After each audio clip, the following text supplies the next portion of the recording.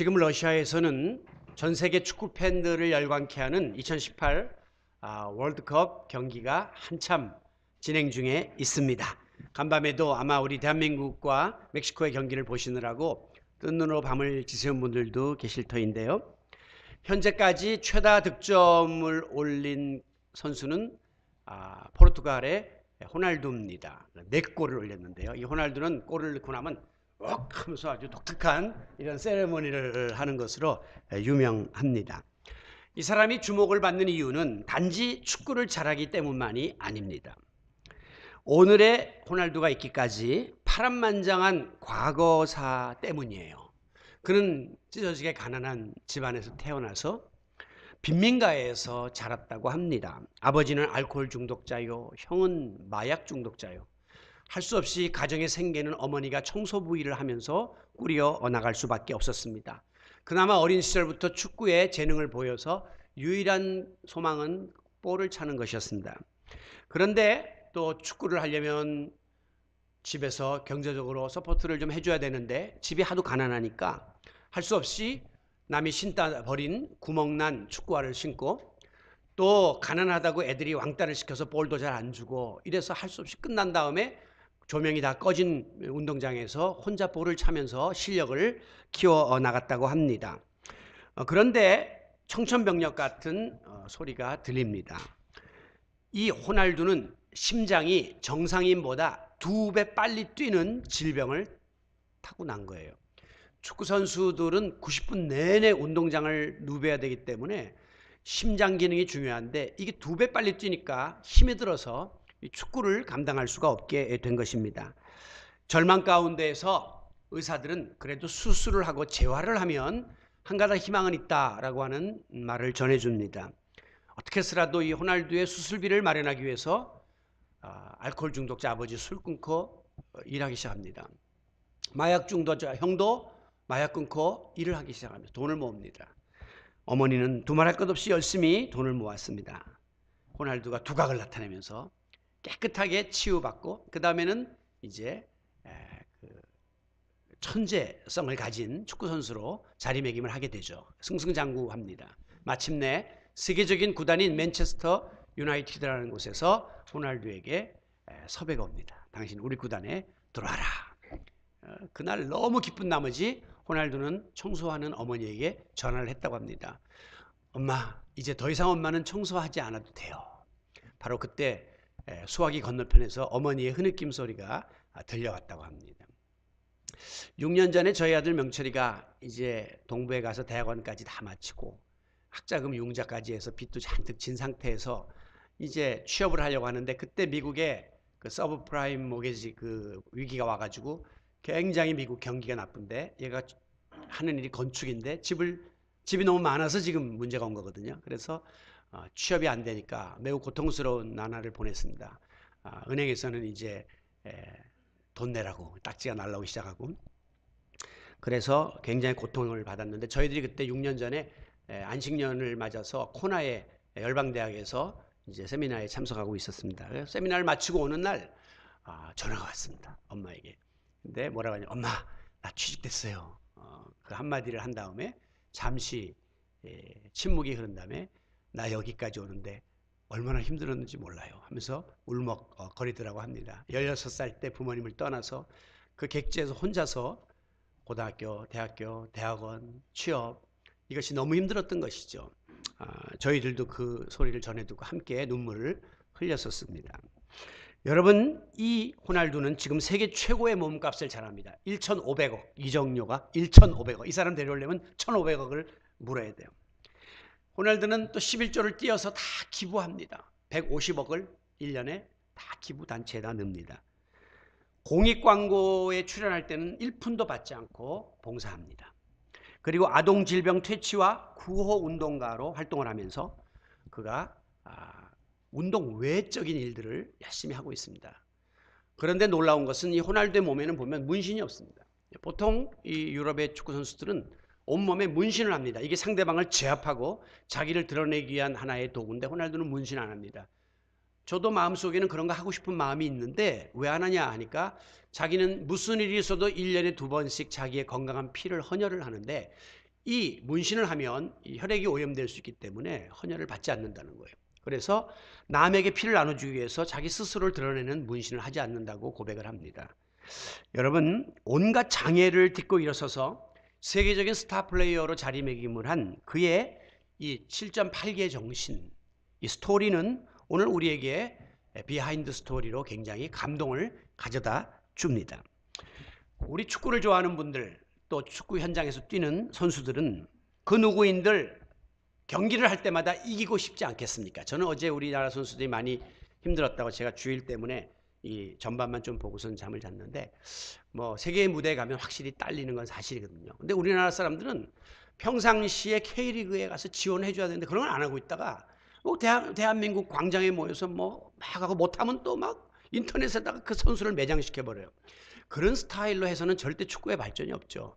우리의 현주소가 정확하게 어딘가를 알아야죠. 50몇이면 15위하고 그만하면 잘했다. 그리고 격려하고 그 다음에 갈 길을 열어줘야 되는데, 이건 뭐 문매를 맞으니까 선수들이 위축이 돼서 볼 한 번 잘못 쳤다가는 뭐 완전히 자살골 먹고 혹은 페널티킥 주고 그건 매장되니까요.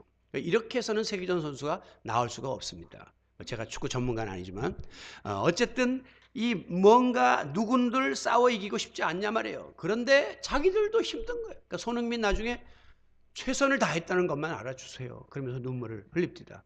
우리 수준의 이 짧은 다리로 이 열악한 환경에서 최선을 다했다는 것만 좀 인정해 다오. 그래야 그 다음 단계로 갈 거 아닙니까? 이렇게 운동선수들은 많은 좌절과 그 고통 속에서 성장을 하게 되는 거죠. 우리 인생살이도 마찬가지입니다. 누군들 편하고 좀 이렇게 안정된 생활을 하고 싶지 않은 사람이 있겠습니까마는 어찌 우리가 하는 일마다 잘 됩니까?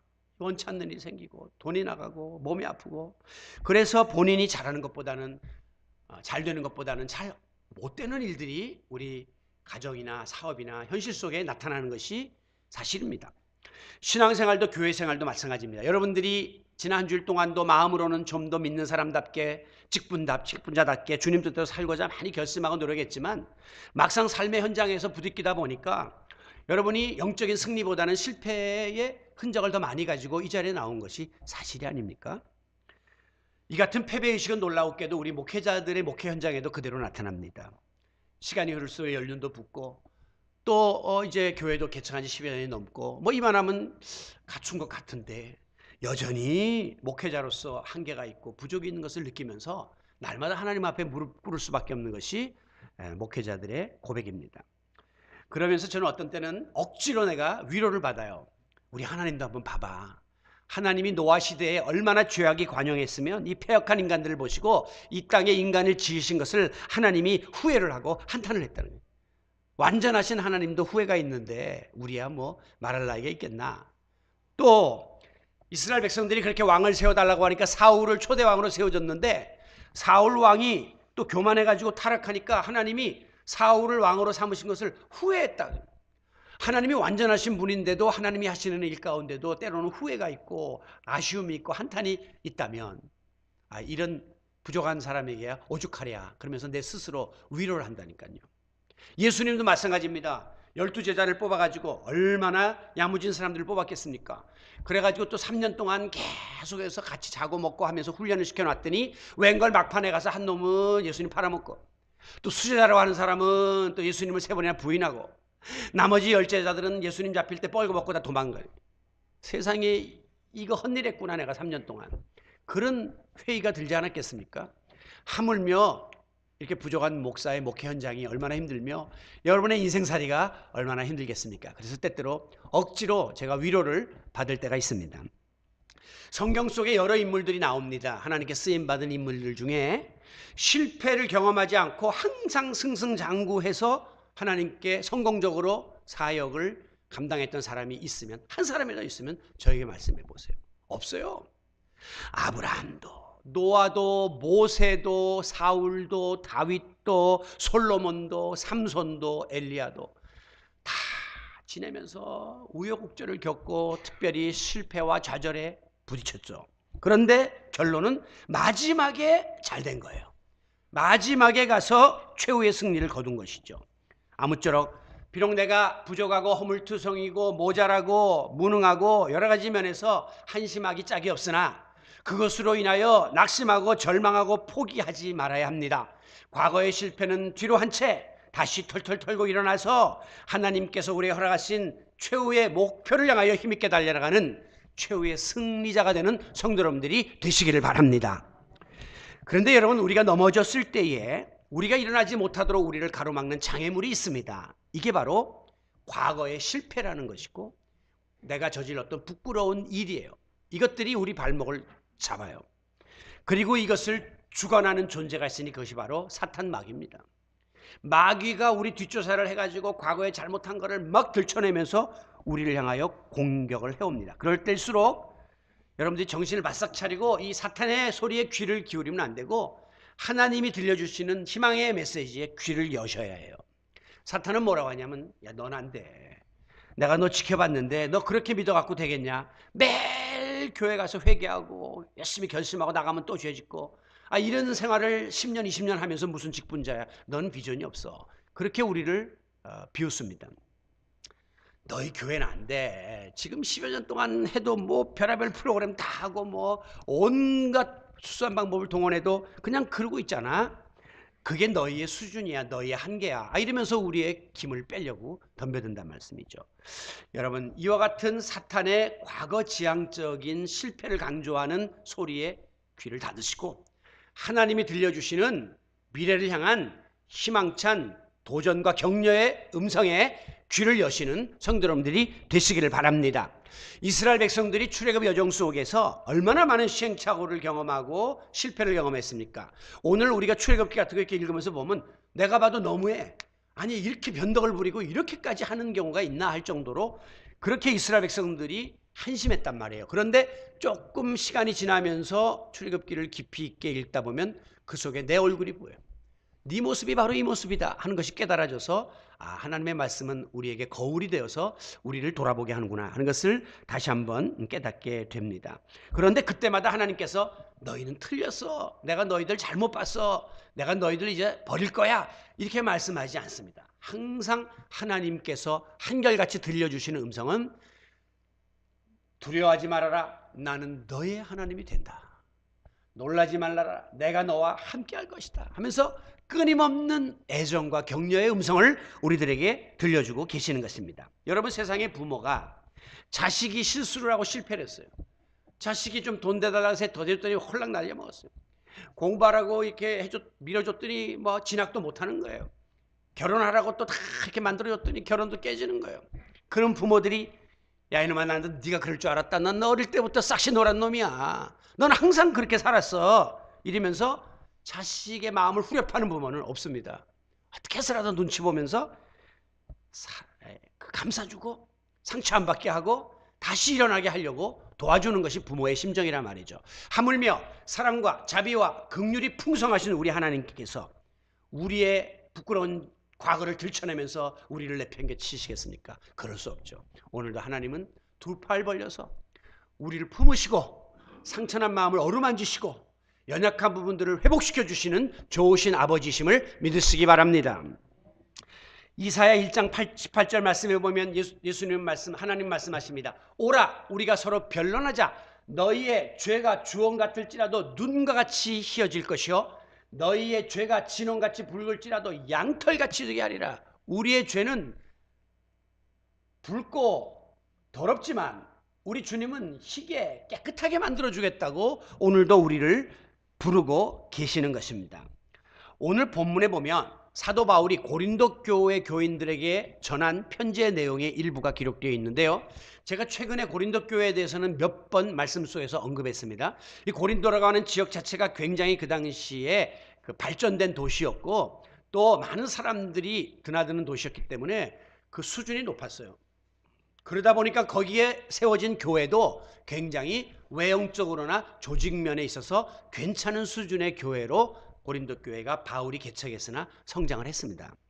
하지만 깊이 들어가 보면 어느 교회나 그런 것처럼 그 안에 많은 문제들이 있었고 영적인 혼란이 있었고 교인들 간의 분열 그리고 또 무질서 여러 가지 상황들이 있었습니다. 게다가 가장 바울에게 치명적인 것은 사도 바울에 대한 영적 권위를 인정하지 않으려고 하는 시도가 있었던 거죠. 오늘로 말하면 목사 나가라 이렇게 하면서까지 이제 괴롭히게 된 것입니다. 그런데 보통 사람 같으면 이제 제가 만약에 그런 입장에 있으면 제가 막 저를 변명하면서 사실 저는 그런 사람이 아닙니다. 나는 모든 면에서 하나님께 영적 권위를 받았고 지금까지 이렇게 잘하지 않았습니까? 하면서 자기 변명에 급급할 터인데 바울은 그런 말을 이런 반구도 하지 아니하고 7절에 보니까 내가 이 보배를 질그릇에 가졌으니 이 말은 뭐냐면 맞아요 여러분. 저는 질그릇 같은 존재입니다. 저는 깨지기 쉬운 존재고 구멍난 존재고 모순투성이고 허물투성이의 지도자 맞습니다. 맞고요. 하면서 바울이 자기를 바싹 낮추는 이런 모습을 우리가 발견하게 됩니다. 중요한 것은 그러나 이 말씀 속에 나는 그런 깨지기 쉬운 질그릇 같은 존재지만 내 안에는 보배가 담겨 있습니다. 그분이 바로 예수 그리스도이십니다. 그러므로 나는 그분에게 사도권을 받았고 그분의 사역을 감당하기 위하여 지금도 이 사도로 사역을 하고 있으니 여러분들 나에 대해서 너무 어렵게 하지 마세요 라고 자기의 사도권을 주장하는 것이죠. 여러분 이 모든 그릇은 이 속에 뭐가 담겨있냐에 따라서 대우가 달라집니다. 이게 강대상 강사의 물이기 때문에 이게 떡하니 지금 강대상까지 올라와 있는 거지. 안 그러면 어디 저 밖에 팽개쳐 있을 수도 있단 말씀이죠. 오늘 우리가 연약하기 그지없고 깨지기 쉬운 보잘것없는 존재지만 내 안에 무엇이 담겨있느냐에 따라서 우리의 가치는 달라지는 것입니다. 오늘 저와 여러분 안에는 예수 그리스도, 보배로운 예수 그리스도가 자리 잡고 계십니다. 그러므로 때때로 내가 부족하고 실수가 많고 실패가 많은 보잘것없는 존재지만 우리는 예수님으로 인하여 존귀한 하나님의 백성으로 부름받고 우리가 또다시 앞을 향하여 도전할 수 있는 그런 하나님의 자녀임을 감사하시기 바랍니다. 오늘 본문 8절에 보면 이와 같은 하나님의 자녀들, 보배로운 존귀하신 예수님을 마음에 모신 그런 질그릇 같은 존재들은 사방으로 우겨쌈을 당하여도 쌓이지 아니하는 하나님의 은혜가 임한다라고 했습니다.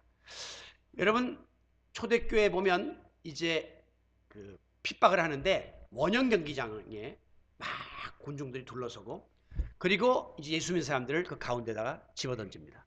그러고 나서 문을 딱 열면 며칠 동안 굶주린 사자들이 어슬렁거리면서 기어나옵니다. 그래서 사방에서 예수 믿는 사람들을 공격해가지고 물어뜯어서 죽이는 이런 형벌을 가하는 것을 우리가 보곤 합니다. 그런데 그들이 인간적으로 굶주린 사자가 눈앞에 오면요 잡혀먹기 전에 기절해서 죽습니다. 사람이 두렵기 때문에 와 하면서 사방에서 덤벼들면 아이고 기절해버려요. 그런데 의연하게 거기에 모였던 그리스도인들은 찬송을 했고 기도를 했고 혹시 사자의 밥이 된다 할지라도 그 수치로운 모습을 보이지 않을 수 있었단 말이에요. 왜? 사방으로 우리를 둘러싼 사자를 본 게 아니라 그 주위를 둘러싸고 있는 천사를 본 거죠. 실제로 이 다니엘이가 그 사자굴에 던져졌을 때에 눈을 들어보니 천사가 사자의 입을 다 틀어막았어요. 그래서 머리털 하나 상치 않도록 보호해 주시는 모습을 보았습니다. 오늘 우리가 동서남북 사방을 돌아보아도 모든 것이 꽉 막힌 것 같고 도저히 이거 출구가 보이지 않는 그런 절체절명의 상황에 놓여 있다 할지라도 바로 그 같을 때에 눈을 들어 하나님을 바라보시기 바랍니다. 그리고 내 안에 계신 예수 그리스도에게 도움을 요청하시기 바랍니다. 하나님께서 우리에게 피할 길을 주시고 두려움을 극복할 수 있는 힘을 허락해 주실 줄로 믿습니다. 8절 중반절에 보면 답답한 일을 당하여도 낙심하지 아니할 것이요. 여러분 우리가 답답하면 보통 가슴을 이렇게 칩니다. 여기가 너무 힘들다는 거예요. 여기가 꽉 막혀서 도저히 견딜 수 없는 이런 상황이 우리 가운데 때로는 다가옵니다. 이거 도대체 어디서부터 어떻게 풀어야 될지 전혀 길이 안 보이는 경우가 있지 않습니까? 그런데 그와 같은 때에도 하나님의 자녀는 낙심하거나 절망해서는 안 됩니다. 왜? 앞길이 꽉 막힌 상태에서도 하나님은 우리보다 앞서가시면서 그 길을 뚫어주고 계시기 때문입니다. 우리가 굴에서 끝까지 가서 더 이상 갈 데가 없는 것을 막장이라 그래요. 끝났다 이거예요. 그런데 하나님은 그 막장에서 조금만 더 가면 금광을 예비하고 계신 분이란 말이죠. 바로 이것을 믿음의 눈으로 바라보고 끊임없이 도전하는 것이 우리 그리스도인들의 희망입니다. 그러므로 여호와 이레 모든 것을 예비하시는 하나님을 믿는다면 현재 답답한 일을 당하여도 우리가 낙심하지 않고 하나님을 바라보므로 이 위기를 돌파해 나갈 수 있을 줄로 믿습니다. 심지어 9절에 보면 박해를 받아도 버림받지 않으며 거꾸러뜨림을 당하여도 망하지 아니할 것이다. 이렇게 약속해 주고 있습니다. 외부의 공격 중에 가장 큰 것이 뭐냐면 박해예요. 박해는 막 공격적으로 우리에게 어려움을 가해 오는 것입니다. 그런데 버림받지 않고 꼬꾸라뜨림을 당하지 않는다. 이렇게 약속해 주고 있는 것이죠. 저는 이 말씀을 생각할 때마다 항상 복싱 경기를 떠올립니다. 여러분, 이 복싱에서 한 대 치명타를 맞고 턱 주저앉는 것을 다운당했다 그렇게 이야기해요. 그런데 10번 세기 전에 또 일어나면 돼요. 그러면 또 경기가 재개돼요. 그리고 마지막에 결정타를 맞고 대자로 넘어져서 10번 셀 때까지 못 일어나면 KO 당했다 그렇게 이야기하는 거예요. 저는 평생 동안 복싱을 딱 한 번 해봤습니다. 군대를 갔는데, 제가 장교로 갔는데 우리 대대가 굉장히 그 연대에서 유명한 돌격 대대예요. 대대장이 아주 무서운 사람으로 소문이 났습니다. 딱 들어가자마자 제가 쏘이를 달고 왔는데 쏘이 계급장 다 뛰게 하고 우리 신임 쏘이끼리 링 위에 딱 올라가게 하더니만 복싱 장갑을 주고 빤스만 입히고 복싱을 하라는 거예요. 아, 내가 백날 복싱을 언제 해봤습니까? 그래서 우리가 올라가기 전에 짰습니다. 야, 대충 하자. 우리가 뭐 그렇게 할 거 있냐? 대충 서로 하자고. 대충 했는데 그러면 심판이 중간에 나온다. 중대장이 심판이에요. 심판은 복싱 클럽 하나 갖고 있다가 한 방씩 매깁니다. 하고 싸움을 하나 붙어 또 이제 한다. 이게 복싱을 잘 못하니까 하다 보니까 잘못해가지고 상대방을 쳤는데 코피가 터지는 거예요. 피를 보니까 눈에 불이 나가지고 아까 나랑 신사협정 맺은 거 다 잊어버리고 죽기 살기로 덤벼드는데 제가 한 방 아파트를 맞았거든요. 아, 이래서 복싱할 때 가끔 보면 맞고 이러길래 저 사람들 왜 저러나 그랬는데 진짜 별이 보입니다. 딱 하고 이 아파트를 한 대 맞으니까 별이 막 보이면서 순간적으로 다리가 풀리면서 막 휘청휘청거리는 거예요. 아, 이래서 넘어지는구나 하는 것을 제가 경험을 했는데, 여러분, 넘어질 수는 있으나 대자로 뻗지는 않게 하나님이 해주겠다는 게 그리스도인을 향한 하나님의 약속입니다. 이거 생각하면 떠오르는 게 홍수환 선수란 말이에요. 여기 나이 드신 분들은 알겠지만 1977년에 홍수환 선수가 파나마의 이 카라스키아라는 이 챔피언하고 그 주니어 페터급 세계 챔피언전을 이제 합니다. 그런데 상대가 안 돼가지고 이 카라스키아가 홍수환을 넘어뜨려요. 홍수환이 그냥 무릎을 꿇고 주저앉았습니다. 또 일어나서 또 하는데 또 넘어졌습니다. 몇 번? 4번. 여러분, 정상적인 복싱 경기에서 4번 무릎 꿇으면 그 사람 끝나요. 그런데 홍수환이 또 일어났습니다. 그래가지고 결정타를 매겼는데 카라스키아, 가라 이놈의 스키야. 예? 가라스키아가 그냥 완전히 그냥 나자빠져가지고 열을 셀 때까지 못 일어났어요. 그래갖고 챔피언 벨트를 홍수환이 땄습니다. 그때 유명한 말이 사전오기예요. 4번 넘어졌는데 5번째 해서 벨트를 땄다. 그래서 그때는 옛날이니까 이 국제전화를 또 막 하고, 그때는 또 대통령 각하가 또 전화를 하잖아요. 그러면 각하의 은혜입니다 이렇게 전화를 하고 인터뷰하면, 그 다음에 어머니한테 뭐라 그랬냐면 엄마 나 챔피언 먹었어. 홍수환이 그랬습니다. 그러니까 엄마가 있다. 그래 대한국민 만세다 그랬어요. 대한민국 만세라 했는데 원래 대한국민. 그래서 그게 유행어처럼 번졌던 기억이 있습니다. 여러분, 4번 넘어졌다가 5번이나도 대단하지만 7전8기라는 말이 사전에 나옵니다. 그건 뭐냐면 7번 넘어졌다가 8번째 일어나는 거예요. 7이라는 숫자는 완전수기 때문에 넘어질 때까지 넘어져도 또 일어난다는 것이 바로 7.8기의 정신이요 신앙입니다. 성경에 보면 잠언 24장 16절에 대저 의인은, 하나님을 믿는 자들은 7번 넘어질지라도 다시 일어난다. 몇 번째? 8번째 일어난다. 이게 바로 7.8기의 말씀이 성경에 나오고 있어요. 왜? 저는 넘어지나 아주 엎드러지지 않고 다운당하지만 KO는 안 되고, 그 이유는 하나님이 떡하니 손으로 하나님의 자녀를 붙잡아주고 계시기 때문인 줄로 믿습니다. 질그릇같이 깨지기 쉬운 존재지만 내 안에 예수 그리스도가 계시기 때문에 나는 분해되거나 와해되지 않는다고 하는 말씀이죠. 여러분, 질그릇같이 연약한 인간은 조금만 어려워도 주저앉으려고 하고 포기하려고 하고 넘어지려고 합니다. 그러나 연약한 내 안에 계신 예수 그리스도 하나님께서 강하고 능하신 편팔로 우리를 붙잡아 주시고 일으켜 주시고 달려갈 수 있도록 힘을 북돋아 주십니다. 그래서 우리가 부르는 찬양 중에 쓰러진 나를 세우고 나의 빈잔을 채우네. 쓰러졌다는 것은 잔에 있는 거 다 엎었다는 거예요. 재산 다 말아먹고 건강 다 말아먹고 관계 다 깨지고 다 했는데 쓰러진 나를 강하신 하나님의 손이 이끌어 주시고 그 쏟아서 아무것도 없는 빈잔을 서서히 하나님이 다시 채워주심을 믿으시기를 바랍니다. 사도 바울은 복음을 전하다가 말할 수 없는 박해를 받았습니다. 나중에 심지어 돌에 맞아서 사람들이 죽은 줄 알고 바울을 성 밖으로 버렸어요. 죽은 시체가. 바울은 정말 많은 박해를 받았지만 빌립보 감옥에 갇혔을 때에 찬송을 하고 기도를 했더니 옥문이 열리고 자유를 누리는 그런 놀라운 경험을 했습니다. 그날 이후로 사도 바울은 아무리 자기가 어려운 상황에 놓여 있다 할지라도 내 안에 주님이 계시면 두려울 것이 없다 이렇게 믿었던 거예요. 그렇기 때문에 바울은 끝까지 달려갈 길을 달려갈 수 있었습니다. 그것은 바울의 인간의 능력이 아니었고 바울 안에 계신 예수 그리스도의 성령의 능력으로 가능했던 것입니다. 오늘 우리는 깨지기 쉬운 질그릇 같은 존재입니다. 거듭되는 실수와 실패와 시행착오를 범하고 있습니다. 그런데 여러분, 그렇다고 해서 여러분을 자꾸 너무 자학하거나 자괴감에 빠지거나 비관해서는 안 됩니다. 나는 물론 부족하지만 내 안에 존귀하신 예수 그리스도가 계시다. 그리고 그분이 성령을 통해서 나에게 힘을 북돋아주고 계시다. 그리고 하나님께서 강한 편팔로 나를 붙잡아주고 계시다라고 믿는다면 우리 앞에 그 어떠한 장애물도 극복하고 우리는 앞을 향해서 계속해서 도전해 나갈 수 있을 줄로 믿습니다. 여러분, 실패 없는 인생은 단 한 사람도 없습니다.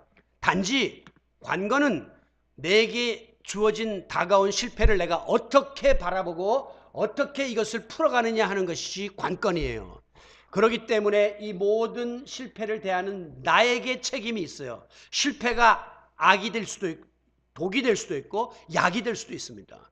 실패를 거침돌로 보면 거기에 걸려갖고 넘어져서 독이 돼요. 그러나 실패를 디딤돌로 보면 실패를 디딤돌로 삼아서 한 단계 더 진보할 수 있기 때문에 약이 될 수 있는 것이죠. 오늘 실패를 믿음으로 승화시켜서 약으로 삼는 전화위복의 복을 받아 누리는 성도 여러분들이 되시기를 바랍니다. 스코틀랜드에 블루스라고 하는 장군이 있었습니다. 잉글랜드와 스코틀랜드가 전쟁이 붙었는데 계속해서 스코틀랜드 6번 패배를 했습니다. 그 대표적인 장군이 브루스예요. 이제는 도망을 가가지고 어떤 시골의 농가에 숨어 지내는데 건초 위에 누워서 이러고 한숨을 쉬고 내가 6번이나 전쟁을 졌으니 이제는 희망이 없구나. 그런데 거미 한 마리가 와가지고 거미줄을 축축축축 치는 것이 눈앞에 보였습니다. 무심코 이렇게 거미줄을 걷었습니다. 좀 있더니 또 거미가 오더니 또 거미줄을 치는 거예요. 그래서 또 그냥 이렇게 걷어버렸습니다. 그런데 세 번째 또 거미가 와가지고 거미줄을 치니까 브루스 장군 마음에 오기가 들었습니다. 이놈이 이게 나랑 뭐 게임을 하자는 게 뭐야? 그러면서 그 거미집 전체를 확 드러내서 망가뜨려 버렸습니다. 이제 끝났겠지 했는데 한참 있다 다음날 보니까 거미가 장소로 옮겨가고 저희 가서 또 거미줄을 치기 시작하는 것이었습니다. 브루스 장군은 큰 감명과 도전을 받았습니다. 내가 지금 잉글랜드와의 전쟁에서 6번 싸워서 다 져갖고 패장이 되었는데 내가 이렇게 여기서 이제 더 이상 싸울 의욕을 잃어버리고 이렇게 모든 삶을 마무리하려고 하는 나는 저 미물인 거미만도 못하단 말인가 라면서 도전을 받았습니다. 그는 다시금 용기를 내어서 군대를 모았습니다. 그리고 잉글랜드와의 전쟁에 나가서 마침내 독립을 쟁취하는 위대한 일을 감당하게 된 것입니다. 히브리 경언에 보면 하나님은 부서진 것들을 사용하신다라고 하는 말이 있습니다. 여러분, 단단한 곡식 그대로 빵이 될 수가 없습니다. 곡식을 다 갈아서 부서뜨려야 거기서 빵이 나오는 거예요. 딱딱한 음식을 그냥 삼키면 소화가 안 됩니다. 우리 이 치아가 이거를 다 갈아서 부드럽게 만들어놔야 몸에 들어가서 영양분이 되는 거예요. 그러므로 부서짐의 크기는 성숙의 크기와 정비례한다. 제가 만든 말인데 멋있어요. 우리가 많이 부서질수록 크게 부서질수록 우리는 더 성숙해지고 더 하나님께 쓰임받는 도구가 될 수 있다고 하는 사실입니다. 추수철에 시골에 가면 도리깨질이라고 해가지고 농부들이 곡식을 다 떨어내는 이런 작업을 합니다. 딱딱한 껍데기를 벗겨내고 알곡과 죽정이를 가려내기 위한 작업입니다. 하나님께서는 때때로 실패라고 하는 도리깨를 가지고 우리를 치십니다. 너무 아파요. 너무 고통스러워요. 그런데 하나님은 우리가 미워서 우리가 고통받으라고 도리깨질을 하시는 것이 아닙니다. 너 아직 더 많이 부서져야 해. 더 많이 깨어져야 해. 더 많이 녹아져야 해. 더 많이 내려놓아야 해. 더 많이 비워야 해. 라면서 하나님이 사용하시기 합당한 그 수준에 이를 때까지 하나님은 끝까지 우리를 향해서 실패의 도리깨질을 하십니다. 이 과정을 잘 거치면 최후의 승자가 되는 것이고, 이 과정을 못 견뎌나가면 실패자가 되고 쓰임받지 못하는 존재로 전락하게 되고 말 것입니다. 로버트 슐러라고 하는 이 적극적 사고방식을 많이 말씀하는 이 목사님은 실패의 의미를 다음과 같이 정의했습니다. 실패는 무엇을 얻지 못했다는 게 아니에요. 지금 우리가 돈이 없어, 건강이 없어, 성공이 없어, 이게 실패가 아니라 다른 방향으로 시도하라고 하나님이 우리에게 허락하시는 거예요. 이 방향보다 좀 다른 쪽으로 한번 가봐라. 꼭 좋은 대학 가는 것보다 네가 갖고 있는 재능을 한번 살려봐라. 이런 거예요.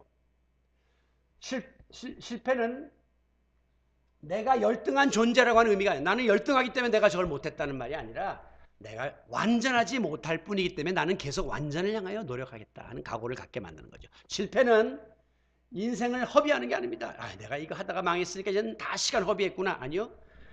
다시 시작하게 만드는, 새로운 일을 다시 시작하게 만드는 겁니다.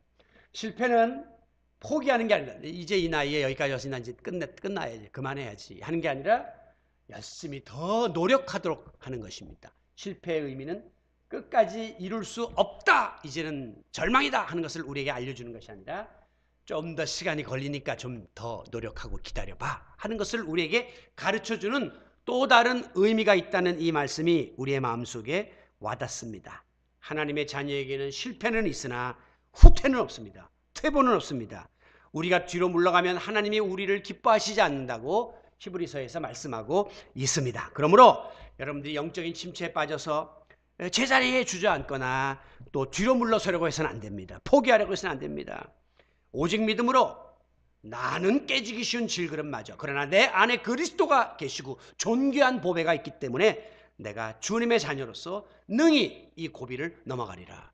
오늘도 힘있게 앞을 향하여 도전해 나갈 수 있기를 바랍니다. 말씀을 마치겠습니다. 어느덧 금년의 전반부가 훌쩍 지나갔습니다. 오늘부로 6월달 마지막 주일 끝났어요. 다음 주에 7월이에요. 후반부로 이제 우리가 접어들게 됩니다. 항상 그랬듯이 지나간 시간 6개월을 돌아보면 자신 있고 떳떳하고 만족한 것보다는 아쉽고 부족하고 연약하고 부끄러운 모습이 더 많습니다. 그러나 서두에 말씀인 것처럼 이런 과거의 실패에 우리가 집착하고 과거에 잘못한 시행착오의 발목이 잡히면 절대 앞으로 나갈 수 없다는 사실을 깨달아야 합니다. 오늘 우리는 사방으로 우겨쌈을 당하여도 도저히 인간적으로는 출구가 없는 것처럼 보여도 믿음의 눈을 들어 내 마음에 계신 예수 그리스도를 보시고 하나님을 바라볼 수 있기를 바랍니다. 하나님께서 공급하시는 그 능력을 힘입어 내가 능히 능치 못할 일이 없이 모든 일을 감당해 나갈 것이다. 이렇게 믿음으로 스스로에게 다짐해 보시기를 바랍니다. 하나의 길이 막혔습니까? 또 다른 길이 열릴 겁니다. 동서남북이 막혔습니까? 위로 날아올 수 있는 길이 분명히 있을 겁니다. 그리하여 사막에 대로가 나고 광야에 강물이 흐르는 그런 놀라운 일들이 우리 앞에, 우리 가정 앞에, 우리 사업과 공동체 앞에, 우리 민족 앞에 펼쳐질 것을 믿음의 눈을 들어 바라보시기를 바랍니다. 이 모든 도전의 원동력은 바로 질그릇 같은 내가 아니라 나는 부족하지만 내 안에 계신 존귀하신 보배로운 예수 그리스도요, 그분을 믿는 믿음입니다. 아무쪼록 믿는 자에게는 능치 못할 일이 없다고 하시는 이 믿음의 권세로 우리가 무장함으로 주님이 예비하신 새 일을 이루기 위해서 오늘도 7전8기의 자세를 바로 세워나가는 신실한 주님의 자녀들, 영적인 도전자들이 다 되시기를 예수님의 이름으로 축원합니다.